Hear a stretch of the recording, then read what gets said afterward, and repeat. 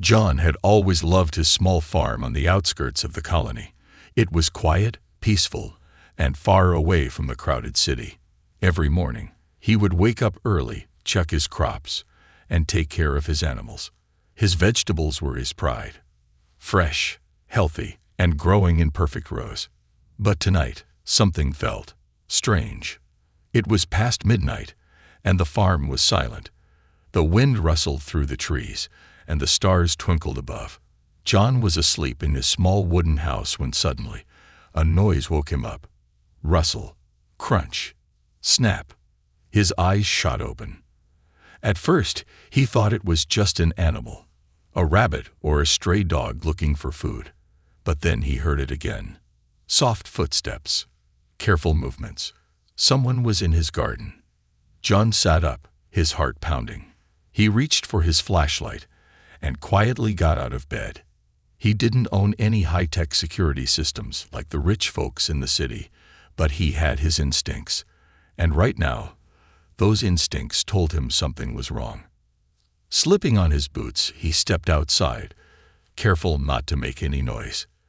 The air was cold, and a soft mist covered the ground. He walked toward his vegetable patch, his flashlight ready. Then he saw it. A shadowy figure crouched near his tomatoes, pulling vegetables out of the ground. It moved quickly, stuffing the food into a small cloth bag. John's breath caught in his throat. A thief. His first instinct was to yell, to chase the thief away. But something stopped him. The way the figure moved, it wasn't like a normal person. The thief's arms were too slender, their posture too light. John took a step closer, and the flashlight in his hand flickered. The sudden movement made the figure freeze. Slowly, it turned its head toward him. John's eyes widened. The thief wasn't human. It was a woman, an alien woman. Her skin was a soft shade of blue, glowing faintly under the moonlight. Her eyes were large, silver, and filled with fear. A torn, dark cloak covered her thin body, and her hands, delicate but trembling, clutched the vegetables tightly. For a moment, neither of them moved. The only sound was the wind blowing through the trees. Then the alien woman dropped to her knees. "Please, don't hurt me," she whispered. Her voice was soft, weak, and full of desperation. John tightened his grip on the flashlight. He had heard stories about aliens hiding in the colony, refugees from destroyed planets. Some people said they were dangerous. Others said they were harmless, just looking for a place to survive. He had never met one before. He looked at the vegetables in her hands, then back at her. She wasn't carrying any weapons. She wasn't trying to fight or run. She was just scared. "Why are you stealing from me?" John asked, his voice calm but firm. The alien woman lowered her head. "My children," she said, almost in a whisper. "They are hungry." John felt something tighten in his chest. He had been poor once too. He knew what hunger felt like. But helping an alien, that was risky. The government didn't want people sheltering refugees. If someone found out, he could be in serious trouble. The woman must have seen the hesitation in his eyes, because she suddenly started pleading. "I had no choice," she said. "We've been hiding in the forest for weeks. No food, no water. My children are sick. I only took what we needed. Please, I will leave now. Just don't turn me in." John stared at her. She was trembling, her silver eyes filled with tears. He sighed. He wasn't a cruel man. He didn't know much about aliens, but he did know one thing. A mother begging for her children wasn't dangerous. She was just desperate. Without a word, John knelt down, picked up 2 more tomatoes, and placed them in her bag. The alien woman's eyes widened. She looked at him, confused. "Take them," he said. "Go, before someone sees you." For a second, she just stared at him, as if she couldn't believe it. Then, slowly, her lips trembled, and she whispered, "Thank you." She clutched the bag close to her chest and backed away into the darkness. Before disappearing into the trees, she looked back one last time. "I will repay you. one day. And then she was gone. John stood there, his heart still racing. He had just helped an alien. He had broken the law. But for some reason, he didn't regret it. Then he noticed something. Footprints. Not just hers. More footprints. Smaller ones. John's stomach turned. She wasn't alone. Somewhere out there, her children were waiting. Hungry. Helpless. And John had a terrible feeling this wasn't the last time he would see her. John couldn't sleep that night. He sat by the window, staring at the dark forest beyond his farm. His mind replayed the moment over and over. The alien woman's trembling hands, her desperate eyes, the way she clutched the stolen vegetables like they were the last hope for her children's survival. He knew he should forget about it. He had done his part. He had let her go. But the image of those small footprints near his garden haunted him. How many children were out there? Were they cold? Starving? The next morning, John walked through his farm, inspecting his crops. The sun had barely risen, casting a soft golden light over the land. Everything seemed normal, except for one thing. Near the edge of the vegetable patch, where the alien woman had crouched the night before, something was left behind. A small cloth, carefully folded, with a single strange-looking fruit placed on top. John picked it up, studying it. The fruit was unlike anything he had ever seen. Its skin shimmered slightly, changing colors as he moved it under the light. It wasn't from Earth. He had no doubt. It was hers, a sign of gratitude, a peace offering. He sighed and placed it in his pocket. He didn't have time to think about this. John had planned to go into town that day to sell his crops, but the thought of the alien woman and her children kept distracting him. Finally, as the sun reached its peak, he made up his mind. He packed a small bag, bread, water, some extra vegetables, and grabbed his coat. He wasn't sure what he was doing. He wasn't even sure if he would find her, but something inside him told him he had to try. The forest was dense and silent. The deeper he went, the more he realized how foolish this was. He had no idea where to look. She could be anywhere. But then he saw it, a faint trail of disturbed leaves, leading deeper into the woods. It wasn't much, but it was something. He followed it carefully, stepping over roots and fallen branches. After what felt like an eternity, he heard something. A cough. A weak, tired cough. He moved forward slowly, and then he saw them. A small clearing. A makeshift shelter built from broken branches and tattered cloth. And inside, two small alien children huddled together, shivering. His breath caught. Their skin was the same soft blue as their mother's, but thinner, paler. Their large silver eyes were filled with exhaustion. One of them, barely older than 5, clutched his tiny stomach, his face twisted in pain. John felt his chest tighten. They were starving. And then she appeared. The alien woman stepped out from behind a tree, her face tense with fear. But when she saw him standing there, holding the bag of food, her expression changed. Shock, disbelief, and then something else. Hope. John slowly raised the bag, showing her he wasn't a threat. "I brought food," he said quietly. For a long moment, she didn't move. She just stared at him, as if she couldn't believe what was happening. Then, without a word, tears filled her eyes. She stepped forward, cautiously, and took the bag from his hands. Her fingers trembled as she opened it, seeing the bread, the vegetables, the water. She let out a shaky breath, then turned to her children. The little ones looked up at her, weak but curious. She knelt beside them, pulled out a piece of bread, and gently placed it in their tiny hands. John watched as the smallest child took a bite.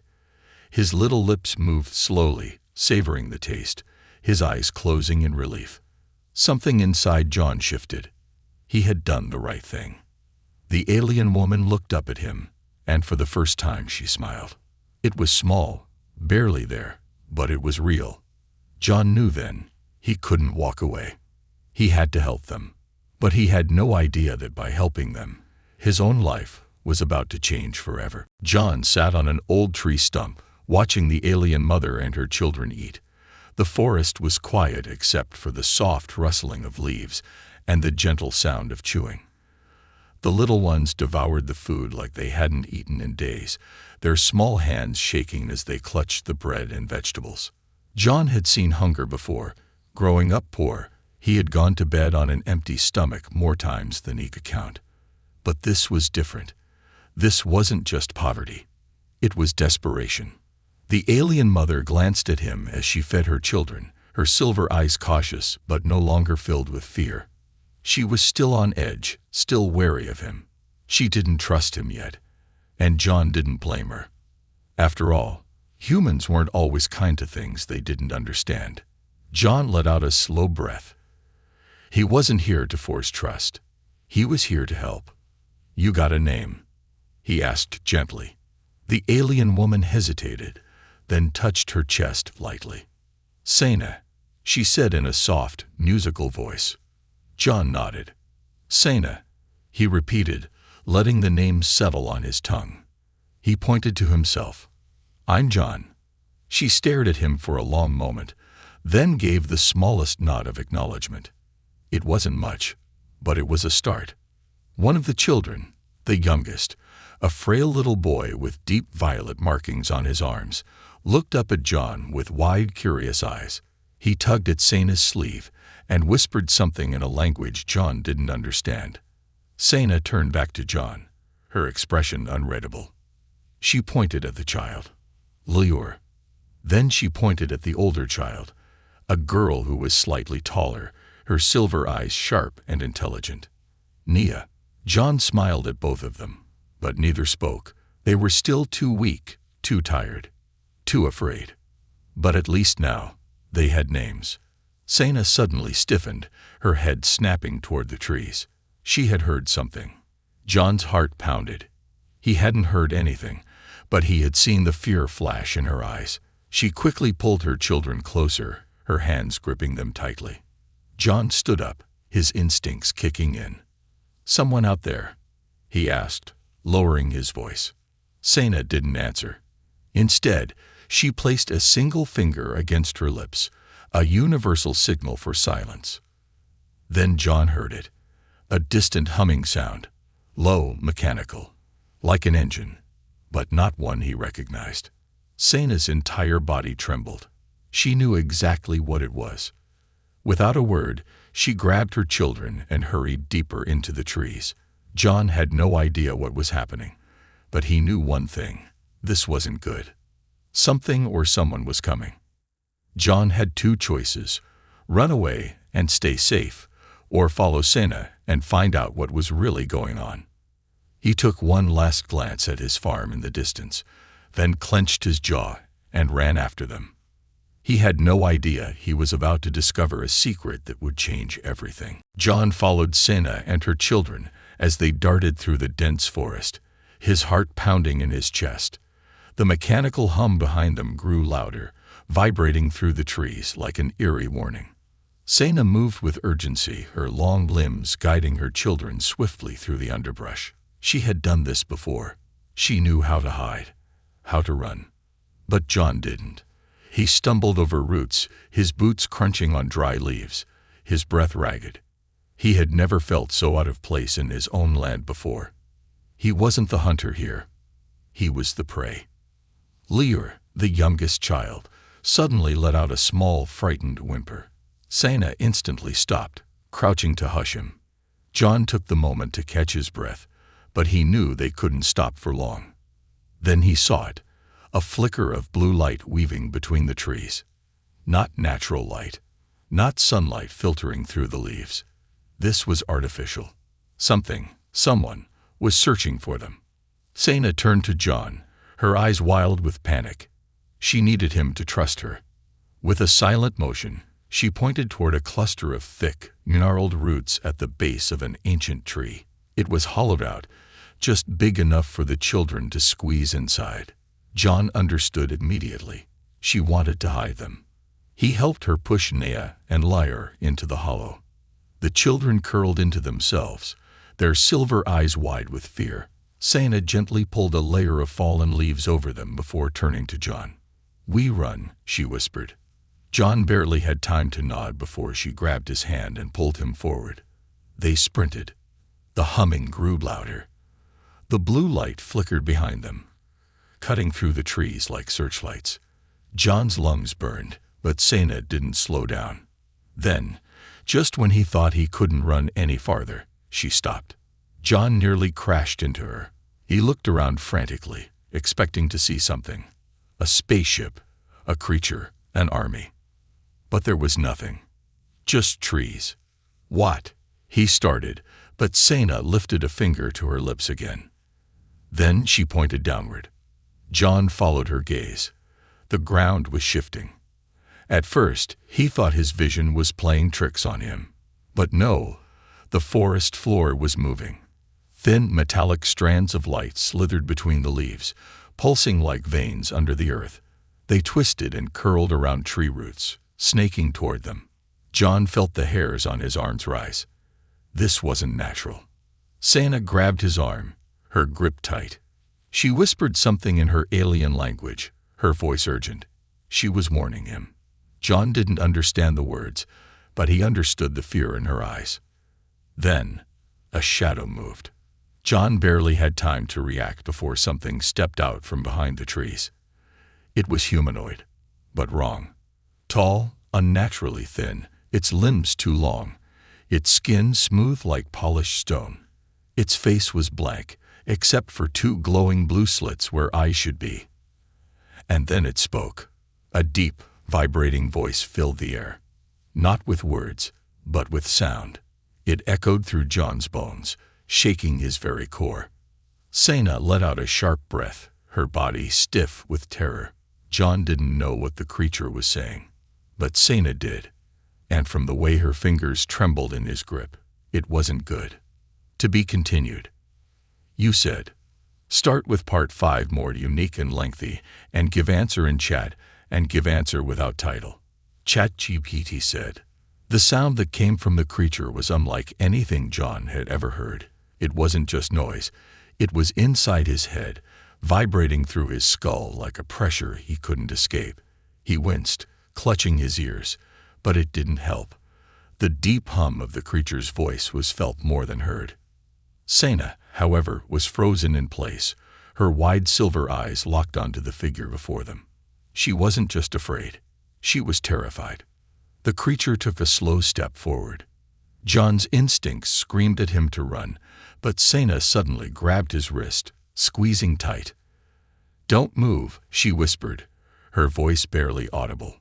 The creature raised a long, unnatural arm, its thin fingers twitching in an almost mechanical motion. The blue light that coursed through its body pulsed brighter, flashing like a warning signal. Then, in a voice that sounded like metal scraping against stone, it spoke again. "Fugitive located." John's blood turned to ice. Fugitive. His eyes darted to Sana. They weren't here for him. They were here for her. Sana's grip on his wrist tightened. She was pleading with him without words. John had no idea what he was supposed to do. This thing, it wasn't human. It wasn't something he could reason with, talk to, or scare away. And yet, he wasn't going to hand her over. "She's with me," he said before he could stop himself. His voice was hoarse, but firm. The creature's head tilted slightly, its glowing blue slits narrowing. It was studying him. John felt a strange, cold sensation crawl over his skin. He had no idea how, but it was inside his head. Sana's breathing turned shaky. "They know," she whispered. "They know you are not like me." John swallowed hard. He wasn't sure what that meant, but it couldn't be good. Then, without warning, the creature moved. It didn't step forward. It glided. A blur of motion. Too fast, too smooth. John barely had time to react before the creature's elongated fingers wrapped around his throat. He gasped, the grip cold as ice against his skin. It wasn't just holding him. It was analyzing him. A strange buzzing filled his head. Flashes of images. His farm, the vegetables, the hollow where Nea and Lyre were hiding. It was inside his memories. John struggled, his hands clawing at the iron-like fingers around his neck, but he couldn't break free. Sena let out a desperate cry. She moved fast, too fast. Her hands glowed for a brief second before she touched the creature's arm. A violent shockwave burst through the air. The creature jerked backward, releasing John instantly. It staggered, its body shuddering as if trying to recalibrate. The blue light flickered wildly across its skin. John collapsed to the ground, gasping for breath. Sena pulled him up, her hands shaking. "Run," she urged. But John wasn't sure they could, because behind the first creature, two more had appeared. And this time, they weren't waiting. John barely had time to process what had happened before the two new figures advanced toward them. Their glowing blue eyes locked onto Sena, unblinking, unfeeling. The metallic hum in the air grew louder, vibrating through his chest like an approaching storm. Sena was already pulling him, urging him to move, but John hesitated. How could they escape now? The first creature was still twitching from Sena's sudden attack, but the others were unharmed, and they weren't waiting. One of them lifted a long, claw-like hand. Then a beam of searing blue light shot forward. John barely had time to react before Sena yanked him aside, sending them both rolling into the dirt. The beam struck a tree behind them, instantly turning it to ash.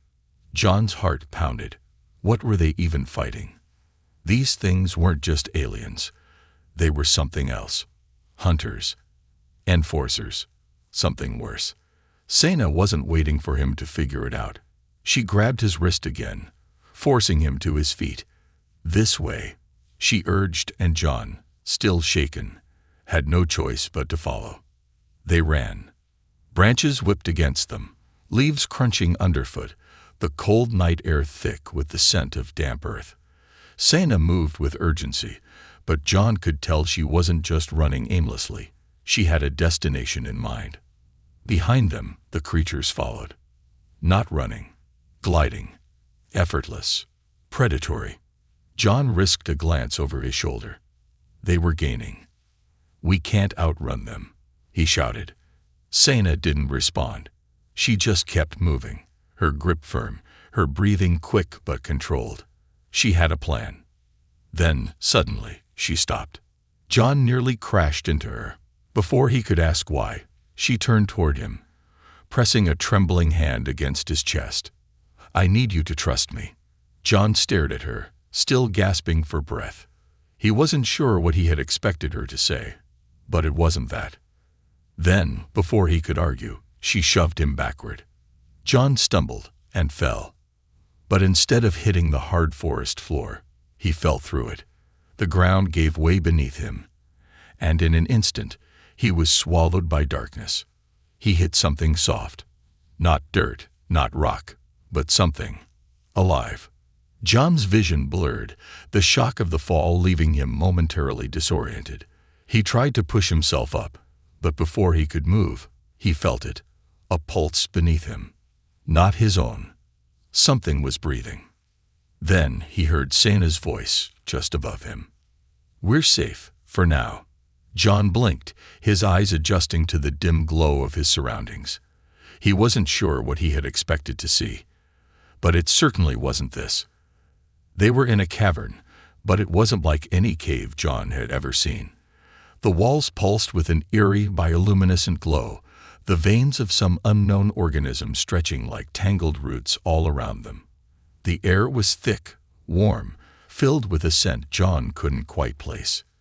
And then, the ground moved. John scrambled backward, his breath catching in his throat. The soft, fleshy surface beneath him shifted, like the slow rise and fall of lungs inhaling and exhaling. "What is this place?" he breathed. Sena exhaled, resting a hand against the glowing wall beside her. Sanctuary. John wasn't so sure, because as he looked around, he noticed something else. They weren't alone.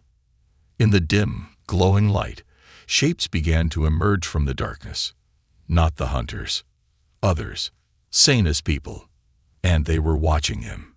John's breath caught in his throat. They were everywhere. Figures moved within the shadows of the cavern, their silver eyes reflecting the eerie glow of the walls. Some were small, children clinging to the legs of their elders. Others were tall and thin, their skin a pale shade of gray-blue, their expressions cautious but unreadable. John tensed. Were they afraid of him? Or did they see him as a threat? Sena took a slow step forward, raising her hands in a gesture that looked almost ritualistic. A murmur spread through the crowd. Asterisk a whisper, a ripple, a question asterisk. Who is he? Why did she bring him here? John swallowed hard, forcing himself to stay calm. He had no idea what Sena had just done, whether she had put him in danger or just saved his life. Then an elderly figure stepped forward. He was taller than the rest, his back curved with age, his silver eyes darker than Sena's. He wore a robe of some strange woven material, the edges lined with symbols John didn't understand. And when he spoke, his voice wasn't in words. It was inside John's mind. You are not one of us. John took an uneasy step back. He could feel it, a presence in his thoughts, shifting through his memories, his fears, his doubts. It wasn't painful, but it was invasive, like someone flipping through the pages of his life without permission. Sena turned to the elder, speaking quickly in a language John didn't understand. Her tone was urgent, desperate. The elder narrowed his glowing eyes. Then, another voice echoed through John's mind. This one wasn't calm like the elders. It was cold, sharp, suspicious. You have doomed us. A new figure stepped forward from the crowd. A younger man, taller than Sena, his features hard with anger. His silver eyes were blazing, his hands clenched into fists. He wore something that looked like armor, and John knew instantly he was a warrior. Sena turned to him. Varen, listen. Listen. The man, Varen, spat. You led the hunters to us. You brought a stranger into our sanctuary. Do you know what you've done? Sena's face twisted with frustration. He saved me. He helped Nia and Lyre. He is not our enemy.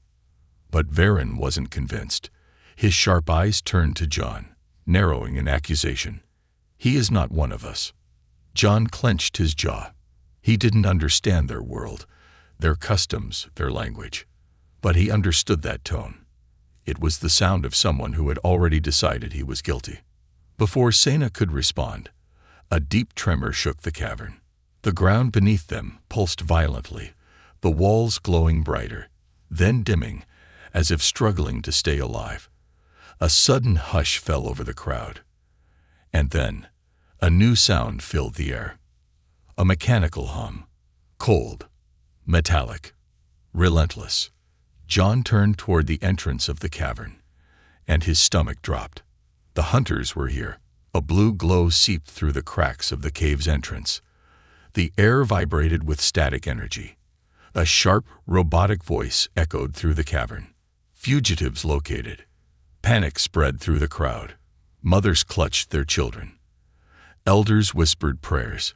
Warriors reached for weapons that looked nothing like guns, but John had no doubt they were deadly. Varen turned to Sena, his voice filled with rage. This is your fault. Sena looked stricken. But there was no time for blame. Because at that moment, the first blast hit. The cavern exploded with light. John barely had time to react before the air around him turned to chaos. Screams, sparks, the scent of burning earth.